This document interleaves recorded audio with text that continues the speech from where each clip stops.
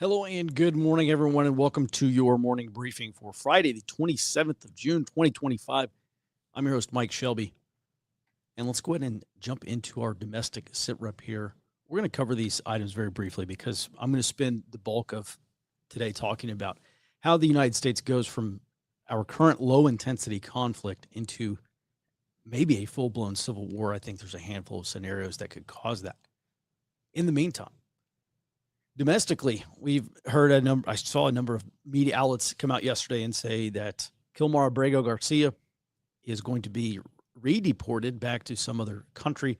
And the Justice Department said that's not correct. Actually, as a matter of fact, the White House came out and said that Abrego Garcia, quote, will face the full force of the American justice system, including serving time in American prison for the crimes he's committed, and then will be presumably deported after that.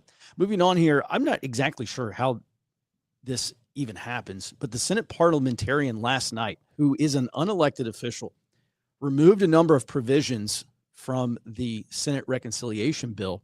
And those include provisions that blocked federal funding for gender surgery on children and adults, firearms deregulation provisions. So I think the Senate parliamentarian ended up striking the short barrel rifle and the suppressor provisions.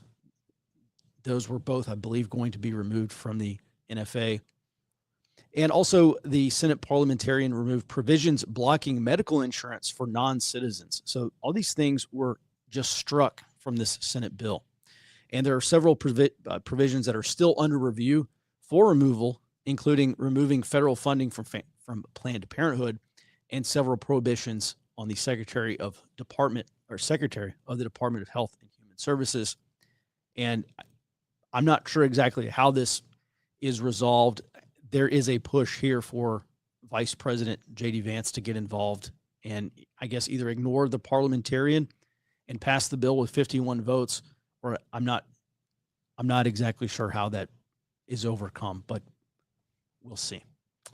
Moving on here, the State Department also announced new visa restrictions for family members, close personal and business associates of people who are sanctioned under an executive order that's called imposing sanctions on foreign persons involved in the global illicit drug trade. So bottom line here is that for a family member of a drug trafficker, you will suffer some new visa restrictions.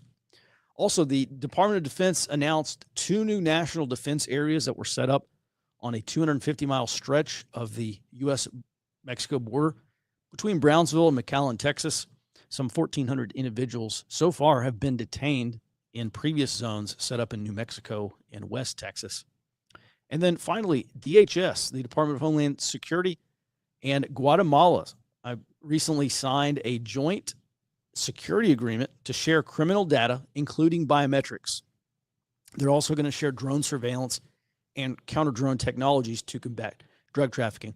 Let me tell you one example of why biometrics is so important. I've talked about this before, but briefly we'll just go into it. Let's say that you are a foreign national from Yemen, Afghanistan, Pakistan, wherever. Okay, someplace that does not have very strict record keeping. Because if you'll remember, that was one of the reasons, you remember the so-called Muslim ban back during the first Trump administration. Well, it really wasn't a Muslim ban. Basically, the Trump administration just said, look, there's all these countries that cannot verify basic facts about their citizens. We're not going to allow them to come into this country because we have no idea who they actually are. So what happens is you have some person that may be a bad hombre in one of these countries, and because they don't have any documents, they could potentially go to a third-party country and get residency there and get a passport there and then travel to the United States under a completely different name and identity. Now, biometrics is important because you can change your name.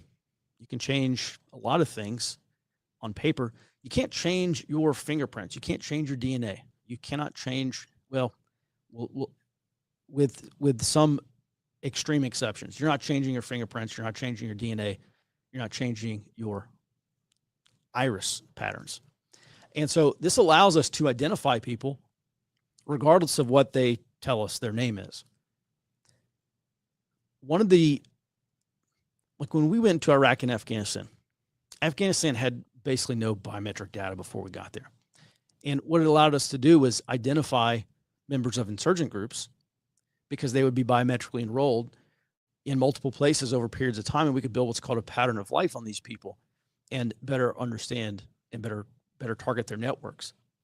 In Iraq, one of the things that we did is Iraq actually did have some biometrics of its criminals.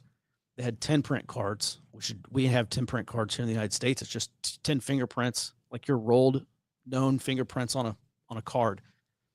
And so we got all that stuff and we ingested it into a federal biometric database. And what that allowed us to do is identify criminals in these places, not just criminals, but also members of the insurgency. And you may hear that and you think, well, Mike, that sounds kind of Orwellian. Yeah, it is. At any rate, this is very important, this biometric sharing agreement between Guatemala and the United States now, because whoever gets enrolled in Guatemala, we can now take those known fingerprints and ingest them into U.S. databases so that we can better identify who these illegal aliens are coming up through Guatemala or wherever they're coming through. So with that, let's go ahead and move on to the global sit rep. Jared, good morning. Let's start with the latest here from the SCO, the Shanghai Cooperation Organization. What's going on? Yeah, I thought this was pretty fortuitous considering we were covering cracks in the bricks just yesterday. So China, hosting the Shanghai Cooperation Organization meeting that they do every year, they called for members of the SCO to, quote, play the role of a stabilizing anchor in these times of intertwined chaos and change on the international scene. Now, that's all fine and dandy, but India refused to sign their joint communique, thereby making this not a stabilizing anchor. And the reason they did so, coming directly from India's defense minister, is that the communique included addressing the unrest in Baluchistan, Pakistan, but made absolutely no mention of the April attack in Kashmir. So India said, absolutely not. We're not signing this. You guys don't take us seriously. That makes generally being the stabilizing force considerably harder for them. Speaking of cooperate, good. Yeah, certainly. India, in many cases, is the odd man out, not only in the SCO but also in BRICS. Yep. All right.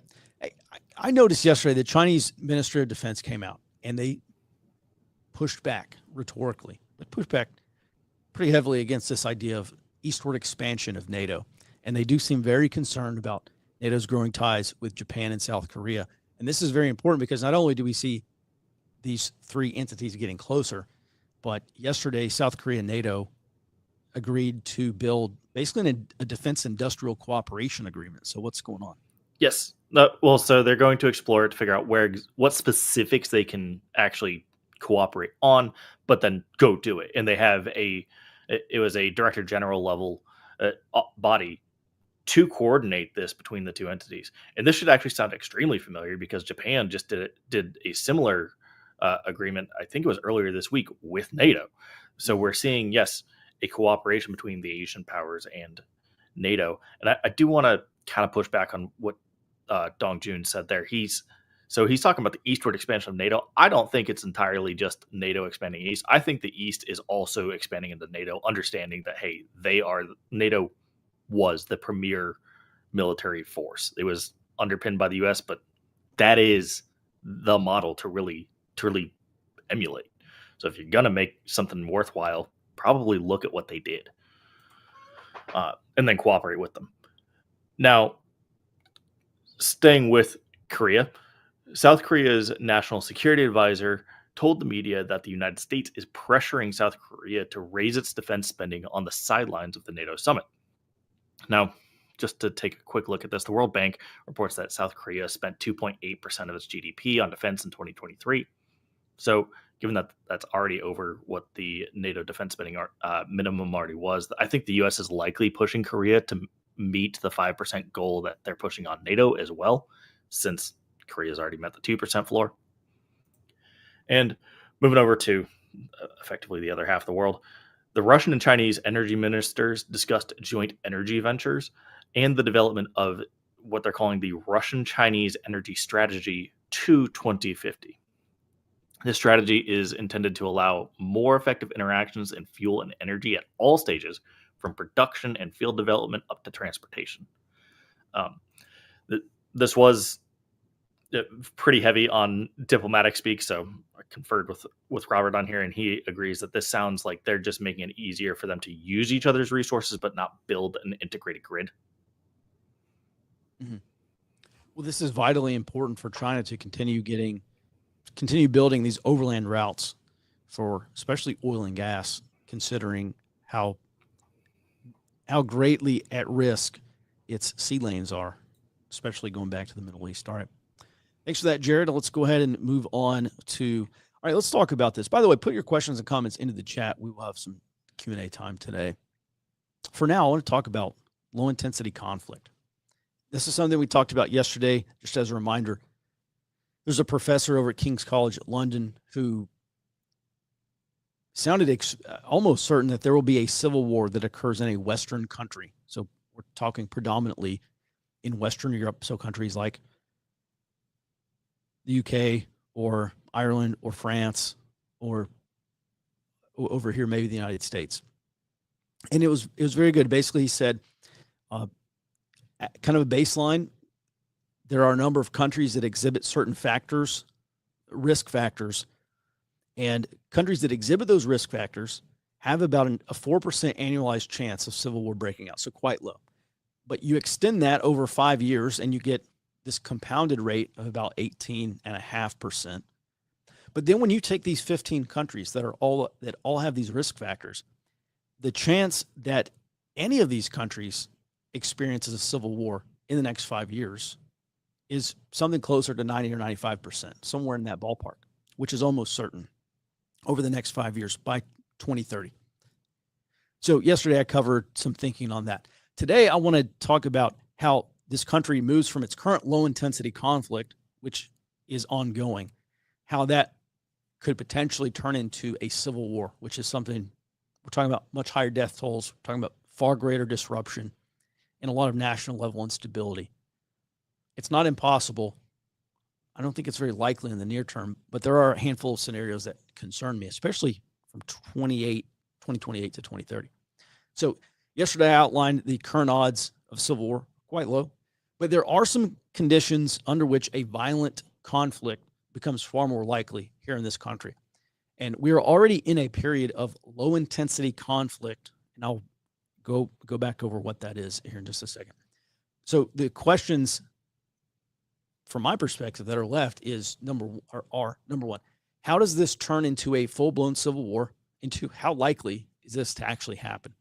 Now, I think the United States actually recently avoided, or at least possibly only delayed, the most likely cause of a domestic conflict in this country with the election of Donald Trump in November 2024. And the reasoning is, had Kamala Harris won, we would have almost certainly seen a continuation of Biden's mass immigration and open border policies. That would likely have been coupled with a push for amnesty or some other pathway to citizenship for easily 20 million illegal aliens. And that number may be far higher. It's definitely not lower. The Center for Immigration Studies and the Federation for American Immigration Reform, both of which are conservative institutions, estimated the number of illegals at 14.8 million and 18.6 million, respectively, at the beginning of 2025. You know, we've heard about, there's been 10 million illegals in this country for 20 or 30 years. Smart people should not buy that. So these are two, I think, conservative estimates of what we're really looking at. But the unsettling truth is that no one actually knows exactly how many illegals are in this country. And it could obviously be far higher than that. So to put this into context, in Texas in 2024, there were conservatively an estimated 1.7 million illegal aliens. And that is slightly more than Trump's 1.5 million voter margin of victory in the state. Florida, Georgia, North Carolina, Virginia, other states, solidly red states and purple states, have a similar pattern. They have more illegal, or had more illegal aliens than Trump had margin of victory. So in other words, it would have been a matter of time before a pathway to citizenship, much less mass amnesty, flipped these states against Republicans, given what we know about voting and demographic patterns. And the consequences of this would have been relatively swift and likely irreversible change in the balance of dominant political and cultural power, disenfranchisement at the highest levels. And I bring this up because one of the few very good points in her book, How Civil Wars Start, former CIA analyst Barbara Walter points out that in many cases, civil wars begin when groups of people who previously had power, especially dominant political and cultural power, lose it to another group of people. And rather than give up that dominance, they are far more likely to engage in political violence to take it back. And I think that is a fair point. And that is exactly that is the scenario we would have been looking at in the years to come had Kamala Harris won the election. Now, speaking personally, and I suspect tens of millions or more of Americans feel this way as well, I struggle to envision a scenario where conservative Americans, especially large numbers of veterans from Iraq and Afghanistan, just quietly accept this loss of not only our representation in government, but also our political and cultural and economic futures through the debasement of citizenship and the voting electorate. This would not have been about losing a single election. It would have been about an indefinite period of irreversible and really illegitimate single party rule, even if it was done quote unquote legally. So I look at this scenario and say, well, would this have happened, or would this have led to a civil war? So at a minimum, I think we would have seen some level of probably regionally popular secession movements. That's historically enough to generate political violence. I'm not sure that it would rise to the level of civil war necessarily, but it could. But regardless of the likelihood of actual secession, I'm not actually sure that it could pass some of these states in a referendum. But what else beyond that is unpredictable, but it would not have been peaceful and it would not have been stable for the country. And so luckily, I do think we escaped this scenario, or again, maybe just delayed it because it could still happen. And frankly, there are some other scenarios that concern me. So to remind you, let's just talk about these fault lines, accelerators, and conflicts. Fault lines, accelerators, and triggers of conflict. Whenever we talk about, especially low intensity conflict, we're looking at these three factors. And last year, when I told you that the far left would not riot and there would not be a civil war if Trump won the election, and when I told you that the far left was not going to riot during the inauguration, it's because I was looking at these three factors. And we start with fault lines. They can be racial or ethnic, class-based, economic-based, religious, political, ideological, so on and so forth. The BLM stuff back in 2020, that was race-based, just as an example. So these are the tectonic plates that shift. Okay, this is actually what causes the tremors and eventually earthquakes. And then we have accelerators of conflict. And if you think about a pot of water that you put on the stove, right? It takes a while to boil. And it doesn't boil unless you turn that burner up. And so accelerators of conflict are things like opposition media and propaganda, how they cover certain things and the way in which they cover certain events, like especially through omission of key facts and just extremely biased perspectives in the reporting.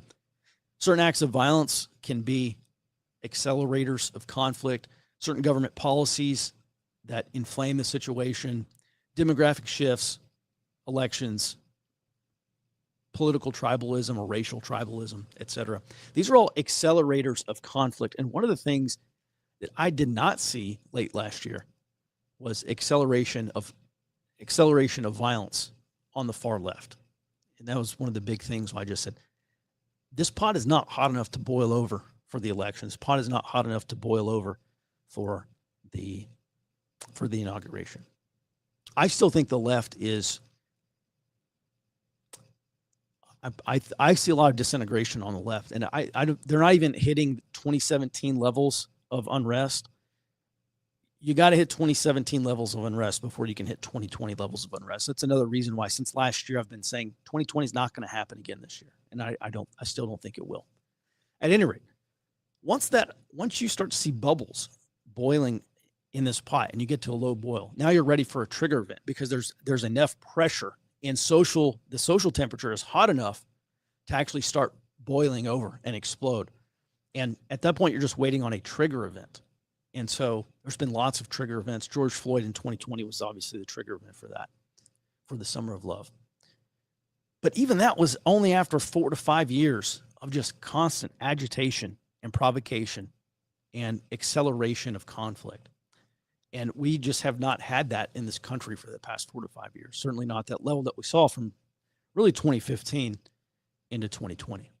So the question is, we have this ongoing low intensity conflict here. And how do we move from that into a full-blown civil war? Is that even likely? So just to remind everyone, I use 4 criteria to say if a conflict is a civil war or not. It's got to meet these four criteria. Number 1, the government has to be a belligerent. So two groups in a country going to war is not going to be considered a civil war, not unless they're fighting against the government. Number 2 is the deployment of the military beyond a police action. So deploying the National Guard is not enough to say something is a civil war. You're talking about deployment and engagement of a regular army component or regular military component. The third thing is effective and sustained combat by both sides. So a genocide would not be a civil war. These people actually have to fight back. And number 4, a minimum threshold of combat-related deaths. And usually that's 1,000 or more in a calendar year. And I think this is kind of the most tenuous position because it seems kind of 1,000 deaths just seems kind of arbitrary. I mean, like you're going to have 900 combat-related deaths. It's not a civil war because it's not 1,000. Okay. But the underlying principle here is that a civil war produces a large death toll over a sustained period of time, regardless of the exact number. By the way, for those who ask, I take these criteria from a book called Resort to Arms, International and Civil Wars, 1816 to 1980 by Small and Singer. It's a fantastic reference book. At any rate, all other conflicts that do not meet these 4 criteria are referred to as low-intensity conflict. And this includes everything from violent social movements. So the BLM violence that we saw in 2020 was obviously not a civil war, but it was a low-intensity conflict. So that includes violent social movements, terrorism, guerrilla conflicts, nonviolent popular revolutions and color revolutions, all the way up to insurgency and counterinsurgency. All that stuff is low-intensity conflict. So, and this is a legitimate domestic conflict. I've been tracking it professionally every day since 2016. It's been my main job. So this form of domestic conflict remains my baseline expectation for at least the rest of this decade and probably well into the 2030s. So with that, there are at least 4 scenarios that could drive an acute low-intensity conflict, which could turn into a civil war. And in general, these are not the only 4. I just think these are the probably 4 most plausible. So number 1, a failed presidential election. That's obviously on the top of everyone's mind every 4 years. But in this scenario, you'd have 2 presidential candidates with diametrically opposing visions. So it is pretty intolerable for the other side to accept a defeat here due to their politics and ideology. And so you have these 2 presidential candidates that declare victory despite credible fraud, or at least a perception of credible fraud, or some otherwise illegitimate outcome. So a Supreme Court ruling. And again, it is intolerable for the other side. They do not tolerate it, will not tolerate it.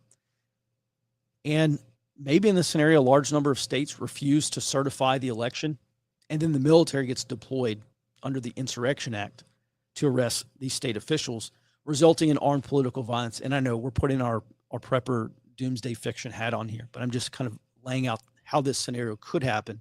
Regardless of its likelihood, this is a scenario. Another thing that concerns me greatly is a dirty civil war scenario. And we saw this happen in Argentina. Well, I didn't see it happen personally, but it ran from 1976 to about 83. And in this case, you would have a federal government that conducts a violent campaign against dissenters and political opponents. So we're not just talking about debanking of people by their politics. We're talking about state-sponsored terrorism, arrests. One of the big things in Argentina and actually a lot of other places throughout Latin America are basically death squads, state-sponsored and non-state-sponsored terrorism, state-sanctioned terror, essentially.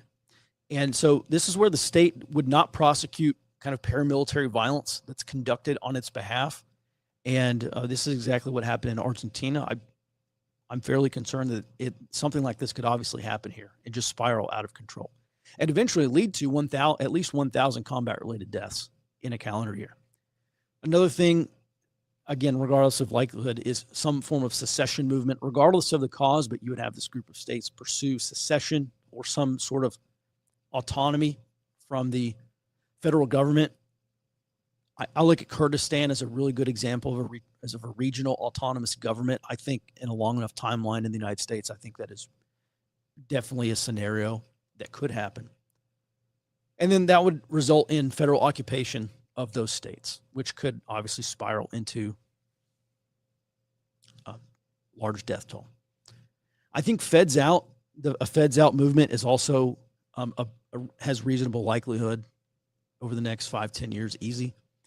And that would be a campaign and maybe eventually a violent campaign against federal law enforcement or federal assets at the county or state level. We're seeing something like this at a very low level, but something very not too dissimilar, like in Los Angeles and Portland.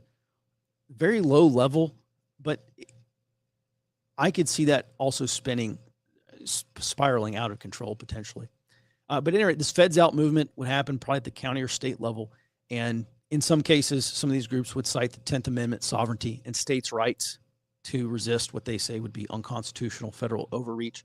And then finally here is some form of economic collapse. And I know that's a big boogeyman.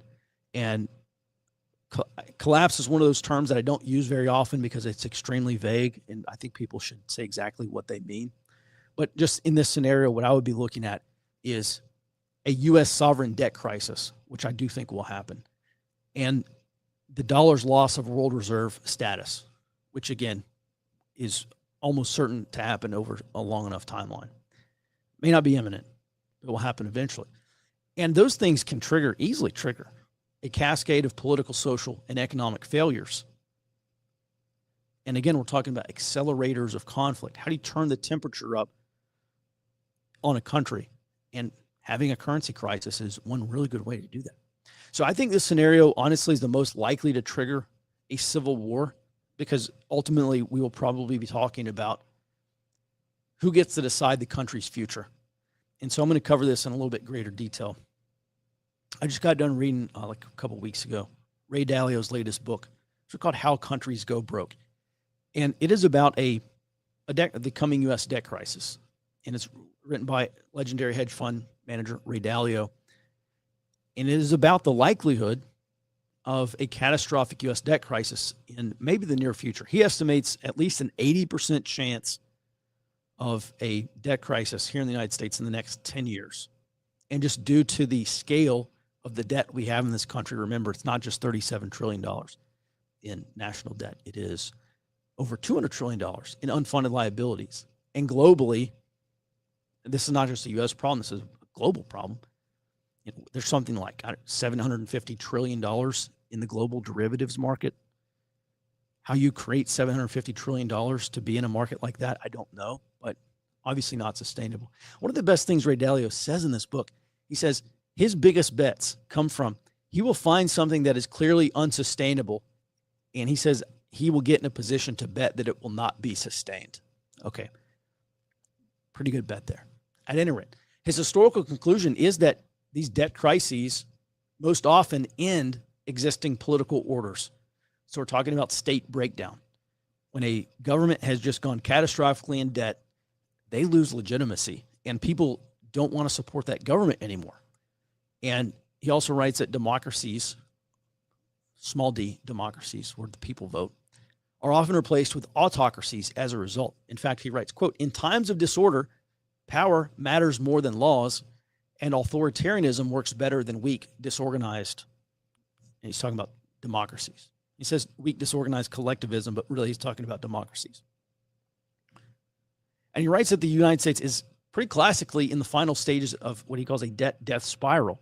And he says this is where countries are, quote, over-indebted, inefficiently run, divided, and threatened by other countries. So there's a strong tendency for leaders with populist, nationalistic, protectionist, militaristic, and autocratic approaches to emerge. And this is mostly because there are so many disaffected citizens in these countries who demand radical change to fix their systems and make them work well again. Okay, this is kind of like, I just want the trains to run on time type of moment for these countries. So I question if those demands will ultimately lead to a left-wing populist or a right-wing populist. But I think Ray Dalio is right here. We're going to get one or the other eventually due to the demands of the people on this debt crisis. And like I look at this Mamdani guy in New York City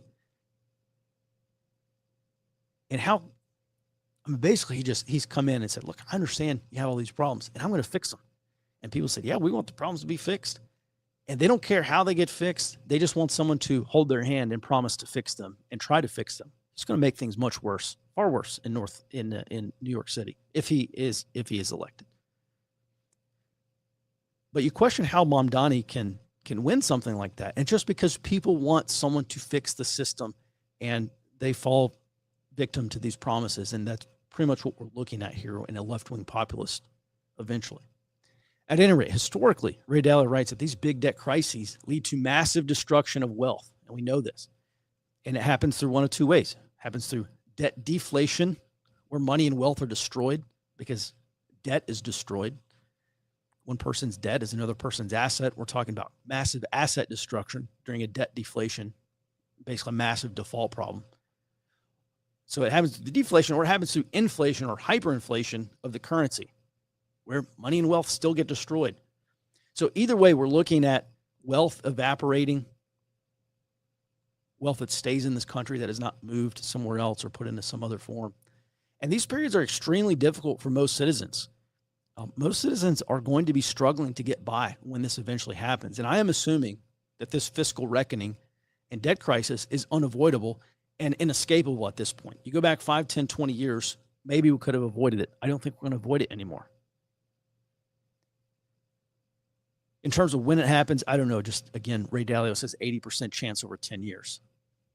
That's if things don't get worse, precipitously worse from here. So I don't believe there's any, I've been saying this for several years now since I've been writing this weekly economic early warning report. There are no easy ways left. There are no easy options out of this. There's only painful solutions left.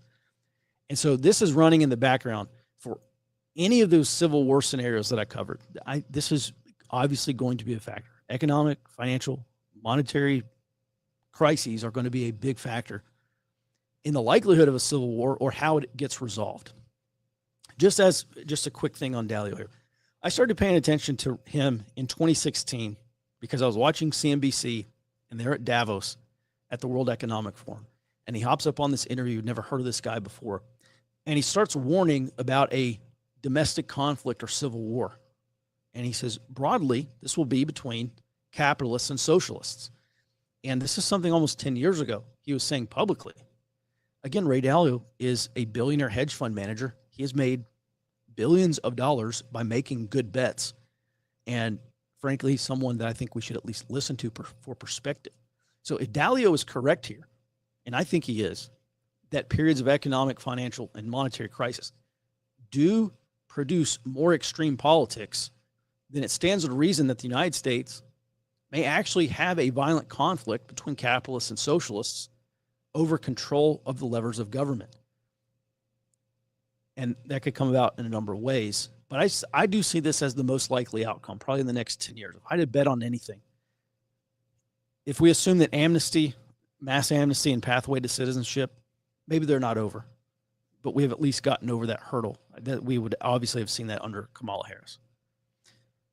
But if that scenario is sidelined, I've got to say a debt crisis, this fiscal reckoning, a conflict broadly between capitalists and socialists, I think that is the most likely scenario where we will see a civil war. Now, how likely that is can be debated. But of all the possible scenarios, I do see that as the most likely. But bottom line here really is that low-intensity conflicts especially things that we have seen over the past 20 years here domestically. Violent social movements, domestic terrorism. 2020, I think, was an attempted popular revolution. We can look at Portland, Seattle, especially. I would call those proto-insurgencies. They're not classically an insurgency because they're not an armed attempt to overthrow a government, but I would say they exhibit characteristics of an insurgency or an insurrection at least. I call them proto-insurgencies. So all this stuff remains my baseline expectation for the foreseeable future. If nothing else happens, we are going to be dealing with this form of domestic conflict with enough accelerators of conflict, with worsening grievances that motivate participation. Remember, because we're talking about organized political violence here. So groups of people conducting coordinated, deliberate, armed violence. I think things have to get much worse before we see that. But there, depending on what the grievances are, we could see greater participation in this type of activity. And with the right trigger event, even a low-intensity conflict can rapidly turn into what we would call a civil war. So that's my take on civil war. With that, let's go ahead and jump into some of these other topics. This weekend, we have 385 protest events coming up. Remember, these are going to be mostly peaceful, but there is ongoing violence to greater or lesser degrees in Portland, Seattle, Los Angeles, a couple other places in California we've seen this week as well. Something to keep in mind. Philadelphia, New York, etc. All right, let's go ahead and move on to this item. This was in a online media outlet. These people, they say they're the largest Jewish media group in the world, and they run a news outlet called Aretz Shiva. And in this, they just yesterday, they published this opinion piece by a former Israeli defense official, and he said that Israel has to go farther than regime change in Iran, and instead they have to, quote, aim at dismantling Iran into separate ethnic entities. And there I put that ethnic map of Iran. You can see that it's like 50, 60+% Persian, ethnically Persian, but there are a lot of minority groups there. And so he said that Israel could promote insurrection within Iran or alternatively encourage ethnic secession movements among Iran's minority groups, such as getting the Azeris to go join Azerbaijan, getting the Baluchis to go create this Republic of Baluchistan, getting the Turkmen to go join Turkmenistan, et cetera, et cetera. And this guy's name is Dr. Martin Sherman, and he proposes that there's cooperation between or among Mossad, CIA, and Western intelligence agencies to do this. I just bring this up because, plot twist, I have for sure been expecting eventual regime change in Iran, secession movements to break up Iran, not just to regime change, because this is Sherman's argument. He says you can't control who takes over Tehran next. The next people in charge may still not be friends of Israel. And I'm just telling you what his argument is. He says these people may be no more amenable to peace than the Ayatollah. And so he said, ultimately, you just got to fracture Iran and weaken them to the degree where it kind of doesn't matter who takes over after that. I thought it was interesting. All right, with that, let's go ahead and also talk about a couple of things here. Last week, or maybe it was earlier this week, I reported to you that the Russian economic minister said that his country was on the verge of recession. And since then, Russian President Vladimir Putin has also come out and said that he's going to do, he vowed to keep the country out of recession. There's a really great article in Bloomberg yesterday, and it's talking about sources from Russian banks who believe the country's debt situation is far worse than is being publicly acknowledged. And these bankers in this report cite deteriorating balance sheets and increasing missed loan payments as evidence of the growing risk of a debt crisis. Some sources said that the official numbers that Russia's publishing are masking a much greater problem. Something to keep in mind, especially as we look to the next couple of years with the Russian war effort in Ukraine. All right, Jared, thanks for standing by. Welcome back to the show. Let's go ahead and talk about UK deterrence in Asia and Europe. Absolutely. So this week has been huge for the United Kingdom's commitments to deterrence. We've seen a military, financial, and a verbal commitment to all kinds of major aspects. Earlier this week, they announced they would buy 12 nuclear capable F 35As to participate in NATO's nuclear deterrence mission. And this is actually a deviation from what they do. They actually run F 35Bs, which you can see presented here. They also sent an offshore patrol vessel through the Taiwan Strait just last week, and then followed it up with their foreign secretary saying, "We're going to keep doing this. We have the right to do this and expect more of this."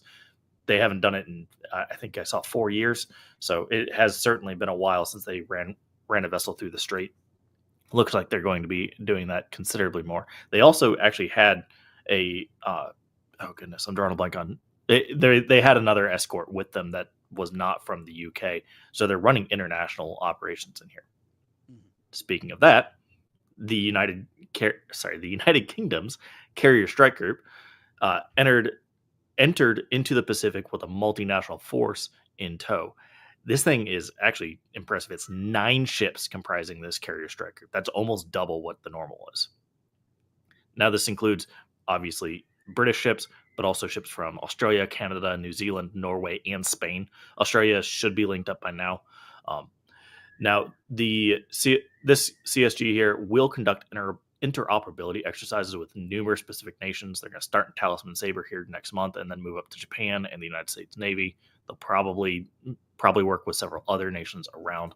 But I think it's also important to note that these guys showed up just a couple of days after the Nimitz strike group left. Everybody made a big hullabaloo about, oh, the Nimitz is leaving. No carriers in the Pacific.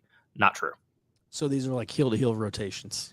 Yes. And anybody that's been a long-term subscriber of Forward Observer knows that was coming anyway because we've covered it. We talked about, hey, yeah, France, Italy, and the United Kingdom are all preparing major carrier deployments, and it looks like they're going to end up rotating out when the United States cannot necessarily support it.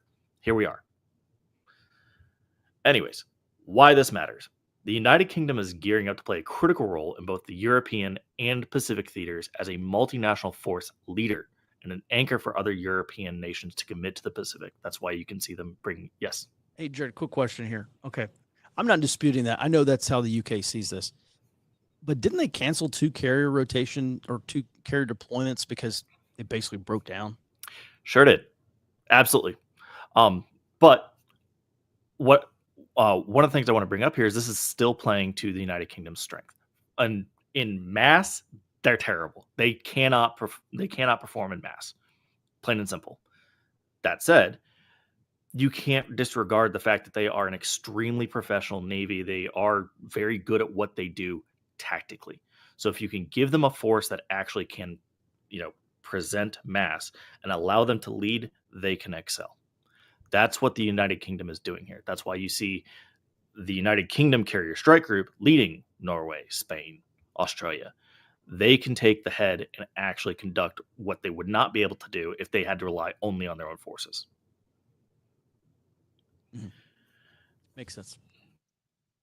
The United Kingdom's commitment to increase straits transits, which, keeping in mind, these are now international forces, and freedom of navigation operations appears to be part of a multinational effort that's pretty long-term to establish a near continuous allied presence in the Taiwan Strait. We've covered Germany, France, I believe Italy and Canada recently did a straits transit. The U.S. does it all the time.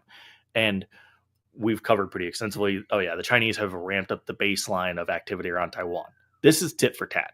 You maintain that presence there, and it makes it considerably harder for China to set up a blockade without highly competent navies being present for monitoring or just simply being physically in the way. It's considerably harder to do that if there's somebody already in your spot. So what's the stop? Okay, so China has been talking about NATO expansion eastward. They've been pushing back against that. We say we don't want NATO in the South China Sea, wherever. Completely get that. What is to stop some multinational naval force from just parking a couple of carriers in the vicinity of Taiwan as China is getting ready to pull the trigger on a blockade? How realistic is it that NATO just simply gets in the way, or the United States or Japan, whoever is running carrier ops down there, they're just simply in the way, and they basically force China into a massive strategic dilemma where you either try to sink this carrier or you just don't take Taiwan? I don't think there's anything stopping them. In fact, they have an obligation to, because all of the people I just mentioned actually have territory still over in the Pacific. They're not operating under NATO. They're operating under, hey, this is ours and you're trying to take it, and we want that strait to stay open. So we So are that's the making United sure States, France, US, France, yeah, France UK. has New Caledonia. The UK, I forget what the name of their island is, but they've got a couple of little islands over in the Pacific. Italy even has one. They have a very small force out there, but that's why they send their carrier through every couple of years. We have Guam. We're allied to Japan and the Philippines and Korea. So, like, everybody that is mentioned here has obligations outside of NATO to operate and maintain the stability in this region. There's nothing stopping them from going, all right, China, you will not change the status quo here. Mhm. How likely is that? I think it's pretty likely, especially I don't think it's likely for any specific nation to step in, but with this constant rotation, I think it's pretty likely that somebody will be there when this all kicks off, or at least be close enough that they can just go, okay, we need to get there in the next 24 hours, full speed ahead now, which, Mhm. by the way, is doable. I watched it happen. We went, I won't say the timeline, but it was impressive how quick some of these things can move. Mhm. So what's the likelihood of, say, like a reverse blockade, where you just have these NATO, or maybe not even NATO, but you have this international deployment of naval ships just parked off the Taiwan coast that physically prevent a blockade scenario from happening? How long could these Western countries, including Japan, including Korea, including Australia, including New Zealand, the Philippines, etc., how long could they just logistically keep those boats there? I don't have a good answer on that. Also, I'm not sure that that's even going to be on the table, because part of that blockade will mean actually blockading in a conflict in the Taiwan Strait. What you want to do is just prevent that and try to get out of the way, because, like, you basically stall and then leave real quick, because you do not want to be on China, like literally Crossfire, yeah. next to their coast when stuff starts flying. There's a lot of dispute about the accuracy of China's weapons, past Taiwan, but next to, like, actually in the strait. No, they're gonna just destroy you. Like, you don't get that close. That said, I haven't seen any of the Allied forces preparing for that kind of scenario, but we did cover back in January the La Perouse exercise run by the French with a French carrier strike group that hit Mhm. all of those straits. If there was going to be a counter blockade, that's how I expect it to look, not around Taiwan itself. Yeah, that was the one that hit the Malacca, the Sunda, and the Lombok Straits Yep. in Malaysia. Yeah, I remember that. Okay. All right. Any other thing to add here, Jared? Nope, we've covered it. Okay. All right. And then just hit this Mexico thing in 5 seconds. We'll get to some Q&A. Yep. So, nutshell, we covered the financial. Sorry, I lost it there. Financial crimes enforcement network coming from the United States saying, "Hey, yeah, no more operations with these banks." Scheinbaum ordered her own investigation into this. They claim they found nothing, but they did find a fair amount of Chinese interaction. And she's saying, "Yeah, that's just a byproduct of a healthy relationship with this adversary to the nation that just blocked you." Mm-hmm. All right. Lots more to come this is like the days of our lives now between U.S. and Mexican and now Chinese finance. All right. And then lastly here, before we get to some questions, by the way, if you do have questions, just start with a capital Q so Jared can find them quickly. Yesterday, at least one person asked about what do global debt to GDP ratios look like. We've talked about the United States being about 124% debt to GDP. 130 is that mark that's considered the point of no return. You get substantially above 130 historically, you will have a massive catastrophic debt crisis. This comes out from Oxford Analytics. They say the USA is 117. I've seen numbers as low as 100. But if you just go to usdebtclock.com, you look at the most recent GDP numbers versus what's on the US debt clock there for the national debt, and you're like at 124% last time I checked. Japan, these are substantially lower. By my calculations, Japan is at like 265%. Oxford says 233, which is still substantially above, catastrophically above 130%. UK is 102, Finland's 89, Sweden's 43%. So you can see, and maybe you can't see this very well, but I'll put it in today's report so members can look at this. At any rate, for those of you who asked, this is about how it's breaking down. So Japan is by far the worst, but there are a handful of countries that are not good. Italy is at 138%. All right, with that, Jared, let's go ahead and tee up some questions. Any thoughts on the fact that the U.S. government is restoring a lot of the old World War II air bases in the Pacific?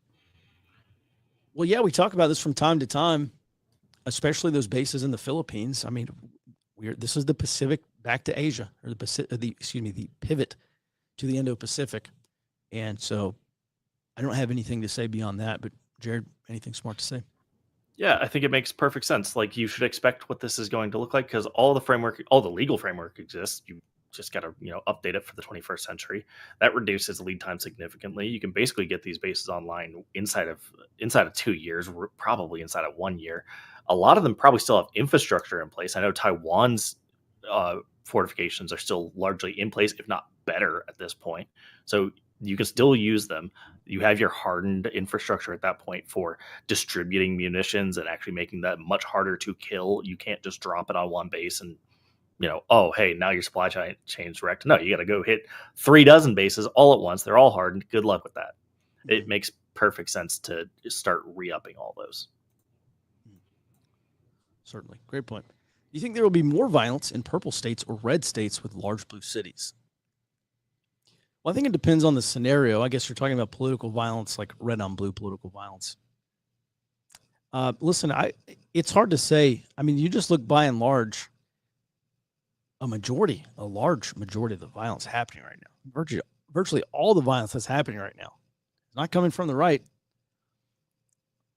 It's coming from these far left and revolutionary left groups. So I would say it's far more likely in blue states where there is favorable political and judicial terrain, i.e. where you might be arrested and then you're going to be released without bail. I think that is a far more, you want to talk about incentives or lack of disincentives. In many of those cases, you're just simply incentivized to go and do that. And that's typically not going to happen with conservative violence in a red state where law and order still matter. Where does 5th gen warfare tactics fall into this continuum? Well, 5th generation warfare is obviously a part of this. You go back to the generations of warfare, and 4th gen is where it starts to break down. We're no longer talking about nation state level conventional war. We're talking about tribal warfare, blurred lines between who's a civilian and who is a combatant, and it's a far more complex scenario. And then 5th gen, and now we're talking about foreign countries getting involved, not kinetically, but through strategic messaging, propaganda, IO, using information, attacking psychology as a vector now, or psychology as a realm of warfare. So I don't know. I can't give you a better answer than that off the top of my head, mainly because I'm focused on the 4th gen, more kinetic side. But Jared, any thoughts? Yeah, I'm actually not a huge fan of the generational warfare concept. And I hear a lot of that, yes. It focuses heavily on tactics, and if you look at what they actually are, they're all different kinds of warfare that interplay with each other all the time. So as far as, how does it fall in this continuum? This is mainly trying to change your opinion, either dissuade you from interacting or join the other side. That, at some really level, look at it like that, as far as I'm concerned. Psychology has been attacked going back to the beginning of warfare. Yeah. So I kind of agree. The 4th gen made sense to me. All this fit into trying to put out 6th gen warfare and all this stuff. Guys, it's just warfare. It's literally just warfare. You attack your enemy among all available domains, whether that's land, sea, air, space, cyber, or psychology. It's the entire reason why Army has an entire PsyOps core, or now it's MISO core, or whatever they are now. Yeah. All right. So basically, yeah, if you're going to look at this, it almost makes more sense to look at it as domains of warfare rather than generations of warfare, because they're not exclusive. 100% agree. I agree. Past fourth gen makes sense to me. Basically, warfare is breaking down back into like 0 generation warfare, because tribal warfare was the very beginning of warfare. It precedes the nation state, obviously. At any rate, let's move on. Will this be state versus feds to kick off the civil? Listen, I don't know. Obviously, I can't say for sure.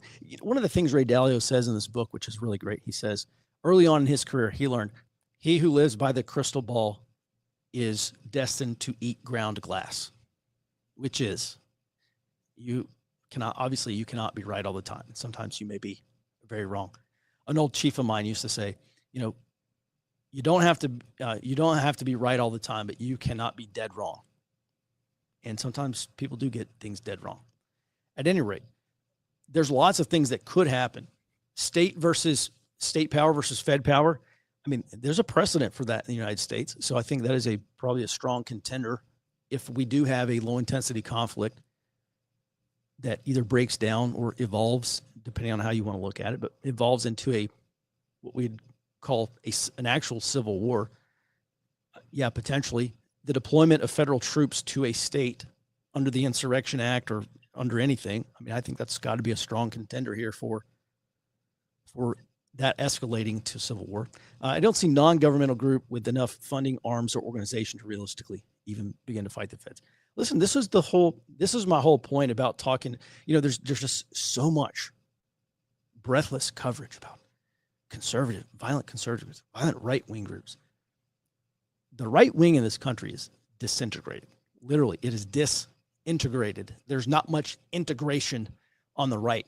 And that makes and if you just say organizing is a fundamental precondition of organized political violence, then it stands to reason that organized political violence by the right is not very likely, at least not right now, until you start seeing more organization forming. I'm just not seeing that on the right. I'm seeing, in terms of organization, the left is far more organized than the right. And they've been doing this for almost 10 years, actually 10 years now. If you go back to like the 2015, like some of the first Antifa riots and direct action and violence starting in 2015, they've been doing this for 10 years. So I don't know, Peter, that's my general thoughts. This is a terrific framework for evaluating the landscape. Yeah, listen, the reason why I like these really good intelligence analysis is systematic and methodical. And so I like what are called mental models, like that thing that I just showed you about the three, or earlier in the show, the three factors of low intensity conflict. You have your fault lines, and that's where the tectonic plates rub against each other and cause conflict. And then you have, thanks, Jared, and then you have your accelerators of conflict, and then you have your triggers of conflict. Just reading so much about low intensity conflict, I just started to recognize patterns. And now this is the mental model that I use to understand all forms of low intensity conflict. So once you find a really good mental model that works almost universally, then you can stick with it and use that as a lens to understand whatever conflict in whatever country in whatever scenario you're looking at. So A, thanks. But B, mental models are so incredibly important. And you just have to make sure you have good mental models, because we're really talking about how our brains understand information. And there's a lot of information in this that is, a lot of it is abstract.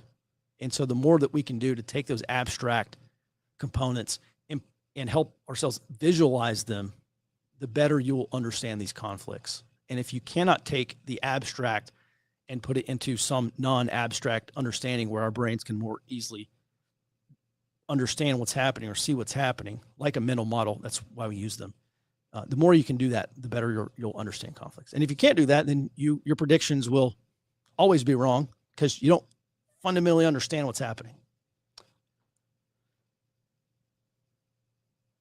If the U.S. goes to civil war, how will the major players, Europe, China, Russia, et cetera, take advantage of the power vacuum worldwide?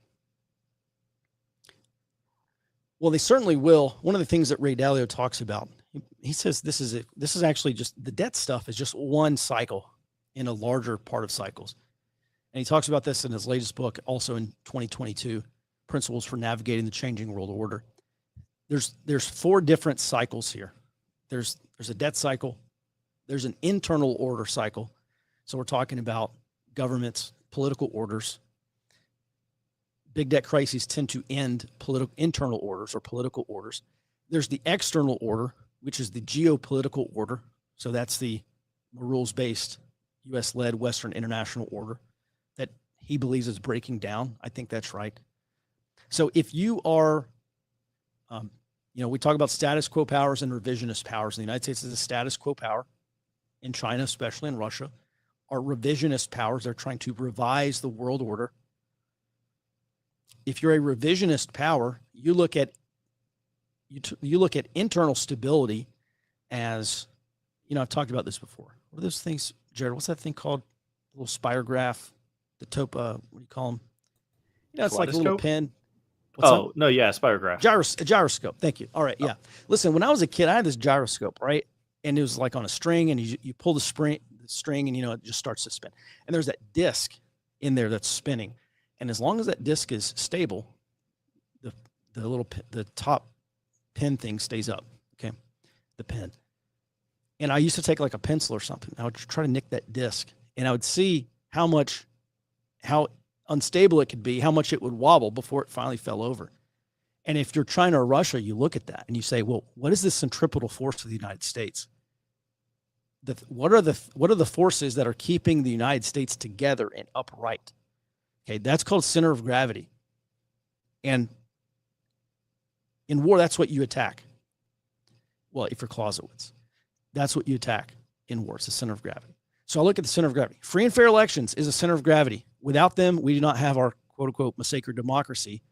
And without massacred democracy, the future of the United States is frankly just TBA, or to be determined. There's the relatively strong and stable economy, which is, I think, it's vulnerable. And then there's the dollar as the world reserve currency. So we got relatively strong compared to other currencies, and relatively stable currency. Again, the United States is the worst currency in the world except for all the others, but the dollar is still king. So I think those really are, and then maybe you could say center of gravity would be our critical infrastructure, our power, our internet. We cease to exist in the way that we do if we do not have the internet. So there's maybe a handful of things that could be considered part of the center of gravity, but mainly this is all economic and commercial, and which has political and societal implications. So the question is, if you're China or Russia and you're trying to take advantage of this, how do you destabilize the United States? Well, you destabilize the centripetal forces that keep the United States together. Frankly, our own leaders have been doing a pretty darn good job of doing that themselves. But if you're Russia or China, I think that's how you do it. So how the major players take advantage of the power vacuum worldwide? Well, the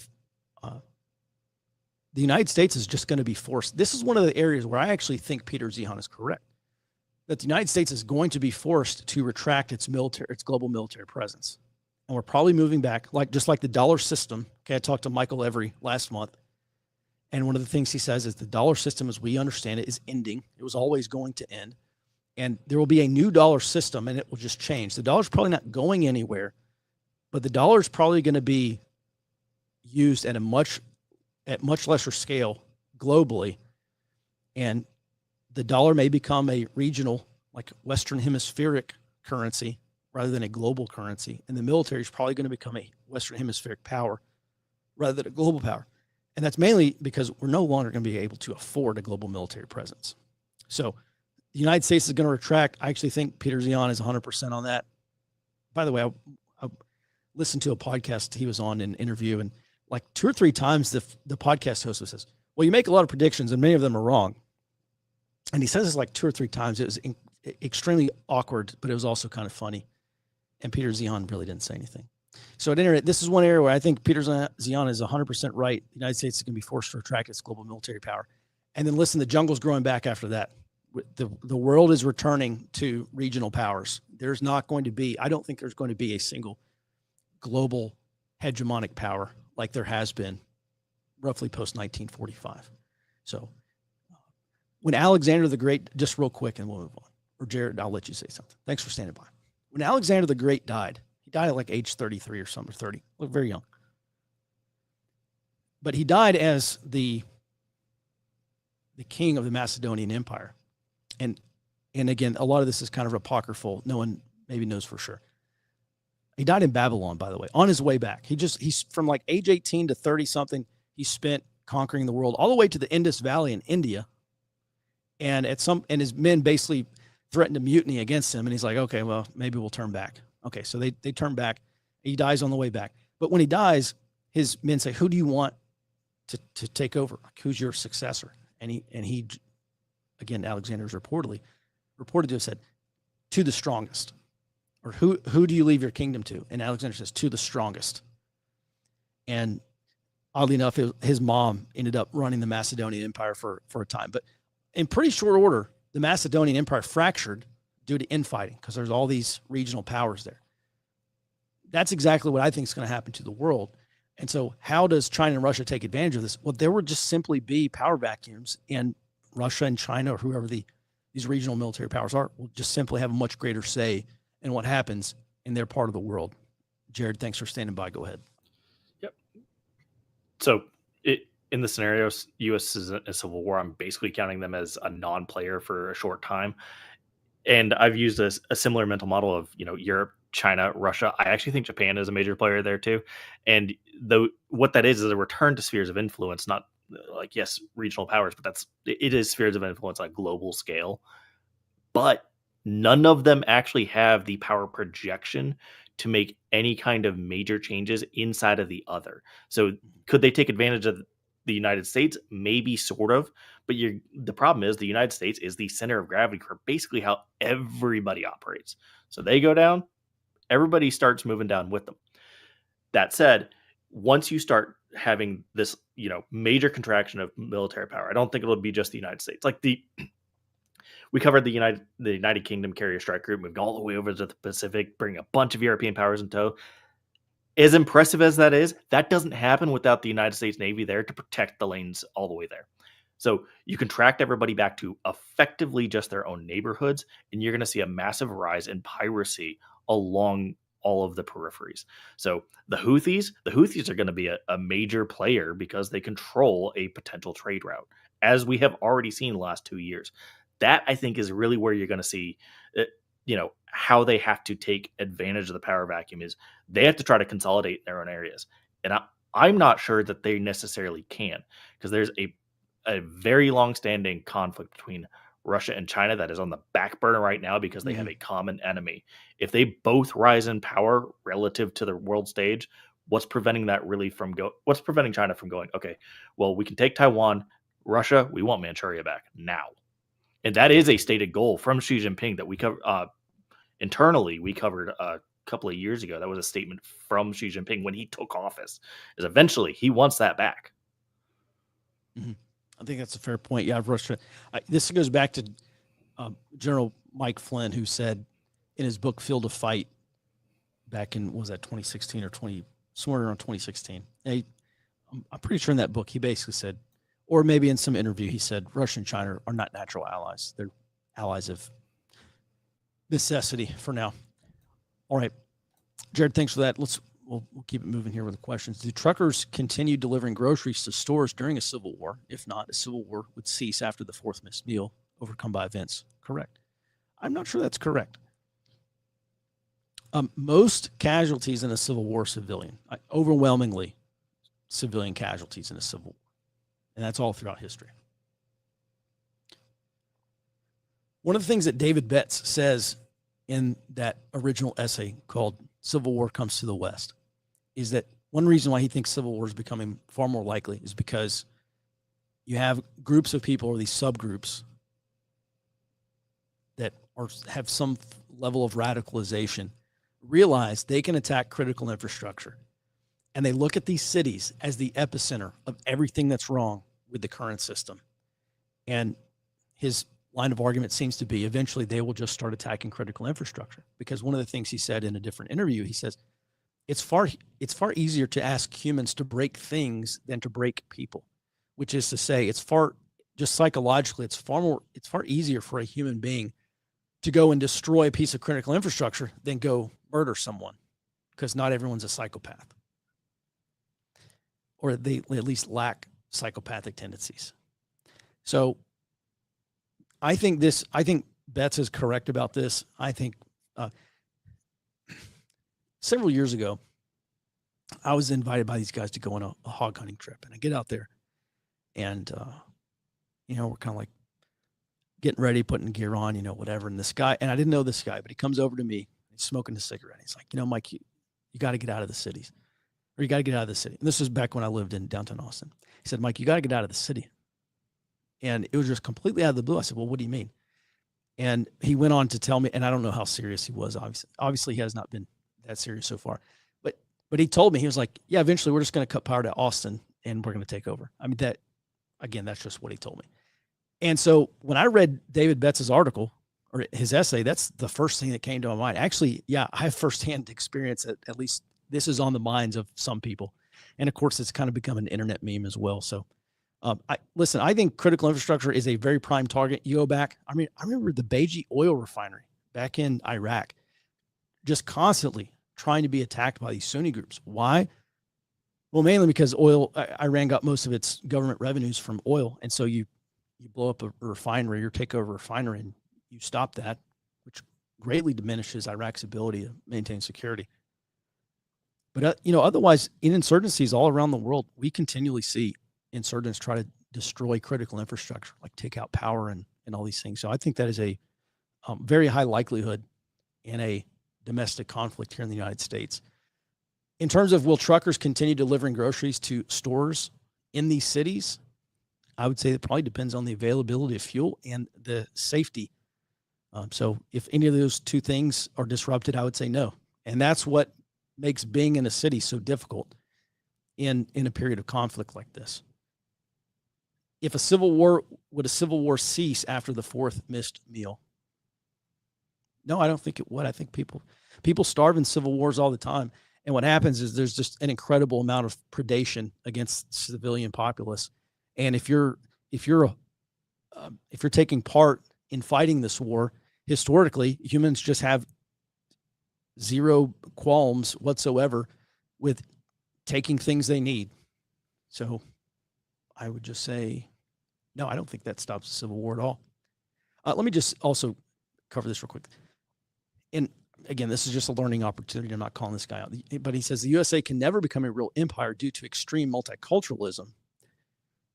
So what makes an empire? And historically, if you want to go by textbook definition, an empire is a group of multiple polities. It's not, an empire is not just one single group of people that grow. It is expansion and taking control of other people's land and absorbing these foreign people into your empire. That is exactly what an empire is. And I think the United States absolutely is an empire. Maybe not in the traditional sense that we're going and conquering and taking land, but just look at our global military footprint. We're all over the place. And we've got Guam and we've got Hawaii and we're fighting wars back in the early 1800s over this kind of stuff. All right, Jared, any other good questions? When will the U.S. stock market respond to all the conflict across the globe? S&P is hitting records still for some reason. Yeah, man, I don't know. Any other questions, Jared? Request last known location of Mike's hat. Oh yeah, I stopped wearing my hat.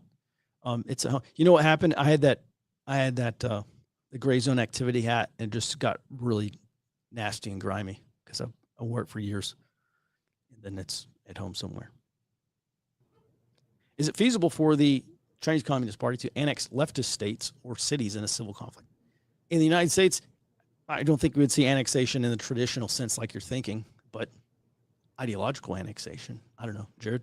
Yeah, they could wield influence, but first off, it's not really in the Chinese interest or really doctrine to go, oh yeah, we own this now. They don't really do that, but they would definitely try to influence it.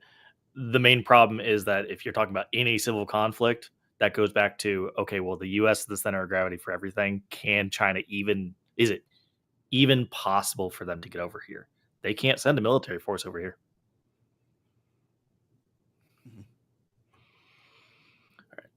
And this is actually as long as we have air defense and missiles sitting on the West Coast somewhere or wherever they are, I would agree. All right, last question. Is it fair to say that the USA will become like the British Empire? Elwindor, this is a fantastic question. I'm glad you brought it up. This is the last thing we'll cover on today's show. And that is, yes, it is quite possible. If you look at the end of the British Empire, so first of all, you can go back to Sir John Glubb. I see people talking about it in the comments. Sir John Glubb's Fate of Empires and Search for Survival. It's an essay. It's 20, 30 pages long. Google it. It's online. Download the PDF. It's worth a read. It's actually fantastic. And I think a reasonable assumption is that when empires collapse, they cease to be, because really what happens is when empires collapse, they're either conquered by regional competitors, so regional competitors take over, or they're eventually subsumed from the inside, and you get a new people or some new polity that was in that empire that takes over. Okay, this is like the Goths and the Visigoths of the Roman Empire during the collapse of the Roman Empire. Just Rome repeatedly sacked. So the British Empire, I think, I'm not sure if they're an exception, but they are definitely the exception to the popular expectation that the United States is going to collapse and just no longer be anything. And maybe the United States does balkanize. I think, honestly, I think that's a fair expectation. But the British Empire, the British pound in the 30 years following the end of World War II, British lost most of their colonies. So most of the pound's circulation was lost as a result of that. And in 1944, of course, you get Bretton Woods. And in 1956, you get the Suez Crisis, which was the absolute end of the British pound in any semblance of large-scale international usage. But Great Britain is still around. The country, they're not so great anymore. They're definitely not an empire, but they're still around. So could there be some semblance of the United States of America or whatever after the collapse of the American empire? Well, yeah, obviously. And obviously the dollar's not going to zero. It's not going away anytime soon. I kind of agree with Michael Every that it will probably just be more of like a regional currency rather than a global currency when we do have this debt crisis and this eventual monetary and also the treasury crisis, which is a part of the debt crisis. So I can easily foresee the United States just shrinking its global military footprint. No one will say the United States is great anymore.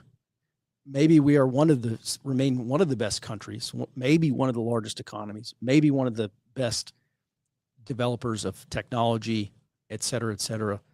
But we're going to be importing a lot more foreign film and foreign art and music.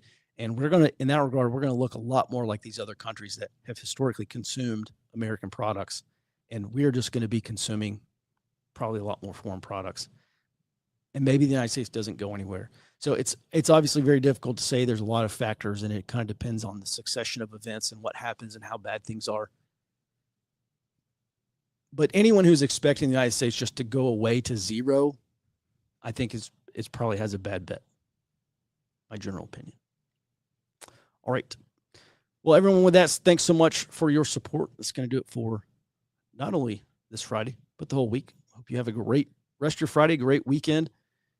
Next week, we are going to be officially publishing the new Ford Observer website and taking on new subscribers to our new intelligence platform. And we'll have a lot more on that next week. Very excited about that because we've just been so greatly limited by what features we can roll out and features we can develop on our current platform. What we have now, or what we'll have next week, is custom. We're going to be able to continue to develop the intelligence tools that I think people will need and find useful and have high utility as we go through this period of low intensity conflict. That's going to remain our main focus, is looking at domestic, political, social, and economic conditions. So hope you stick around for that. Guys, have a great weekend. We'll be back in your inbox on Monday, back on the show starting at 08 Central Time. Until then, be well and stay out front.